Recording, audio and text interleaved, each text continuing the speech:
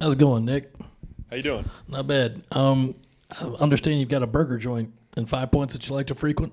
There is so I got to put an end to this speculation because Jack Brown's in 5 Points. I did go break the record there. I did eat 10 burgers. However, someone went there like 3 or 4 days later and re-broke it. So I'm no longer a champion, and I have no intentions of going back after that.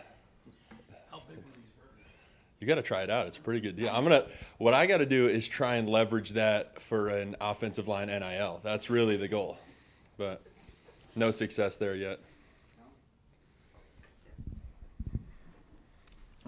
You've talked a lot about being able to work all the positions, work all five. Is there anywhere you've gotten most comfortable yet, and where have you worked most so far in camp? I would say I've worked most on the interior, both guards and at center, and I think Coach Teasley does a nice job of switching up where you work in certain periods of practice. That way, you're comfortable in team settings and team periods to go out there and compete. Nick, what other food-based records have you broken over the course of your life? No. It was one and done. And Sydney was just in here talking about you being kind of the heart and soul and the leader of this group. You've only been here 9 months, I think. What goes into kind of coming in and trying to establish yourself as maybe the leader and kind of the vocal piece of this offensive line? It was very nice of Sydney to say, right? Yeah. I think first and foremost, you got to earn the trust and respect of the guys. And I think initially I came in here and I just wanted to prove to them, that I was going to be a contributing member of the room in all facets. I was going to abide by the standards that we operate in the room, and I was going to contribute to the culture that we have. And then, you have a good group of leaders at the top of, Vershawn Lee and Ja'Kai Moore, and I know Tyshawn's, coming in pretty soon to talk as well. But when those guys step up and take leadership roles as well, it's relatively easy. What's up, Mike? How we doing, Nick? Good. You getting used to this southern heat? So I thought everyone was lying to me because I made it through the whole summer. I was fine. But the past 2 days of practice, wow. You walk out there, you're already sweating. Yeah, a little bit warmer than New Haven. Yeah. We spoke about it the first on USC Media Day, the day before practice, and just what you thought the offensive line needed to do in order to be able to mesh and come together. How have you seen things grow from day one of practice in comparison to now, and what do you think still needs to be done in order to get you guys ready for week one? It's an excellent question. I think we've improved a lot we've improved a lot in individual work. So, whether that's any sort of block, whether it's a reach block, a drive block, on how you pull, how you pass protect, I think individually we've all seen major improvement. And now it's, can we take those individual improvements and bring them to team periods? And so, I think when we spoke last, that was like the whole point of fall camp is to struggle and to expose things that you're bad at. And so over the course of the past 2 weeks, we've exposed things that we're bad at. And continue to work on. So, since Sydney said a lot of nice things about you, what are some good things you can say about him and what he brings to this group? I think Sydney's a heck of a pass protector, and I think you guys will see that here pretty soon. When I'm seeing him operate at right tackle, I'm pretty impressed on how fluid his kicks are and how quickly he's able to redirect for his size. But he's a heck of a teammate, and I've enjoyed playing next to him and with him on the O-line. You mentioned a lot of individual improvement from guys. Has anyone stood out to you as making a big jump, and especially those freshmen working any of them? All the freshmen have definitely improved. It's funny to see those guys make it through summer workouts and like, oh, wow, I'm in the mix already. And then they get thrown into a 12-hour fall camp practice day. And so obviously we're talking about Tro and Tree and Jatavius and Campbell Van Diver. I think we got one more in there that I'm forgetting. But those guys have done a heck of a job acclimating to the grind that is fall camp. And so I'm excited to see what they could do. Nick, and working with Coach Teasley and Coach Loggins, both in new roles this year, just what do you like about how they manage the O-line and how have they kind of helped you make the transition as a transfer? Yep. So I've spent most of my time with Coach Teasley, and I would say this: he's a player's coach, and he's not too far removed from his playing days necessarily. He's an extremely young position coach in the SEC. And what I'll say is, we were talking about it. He actually coached at the University of New Haven.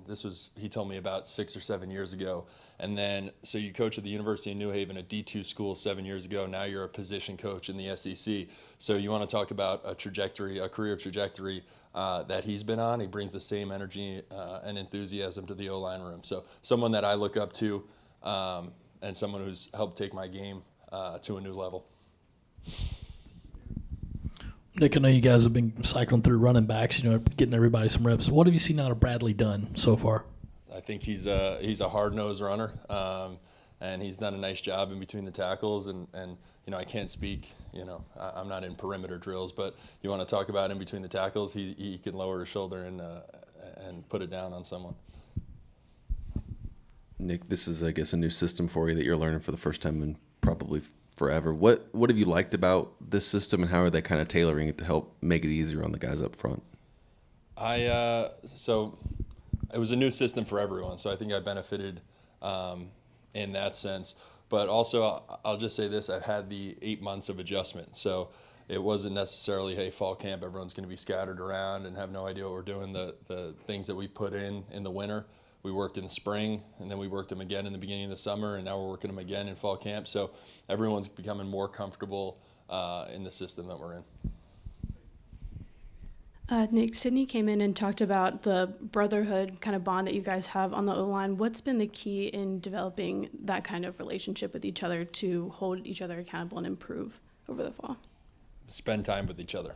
That's it's as simple as that. And we've taken ownership, I'll say, in the room to make sure that over, the course of the time that I came in, and then we had, the freshmen come in, we made sure that we've maintained spending time with each other, getting to know each other.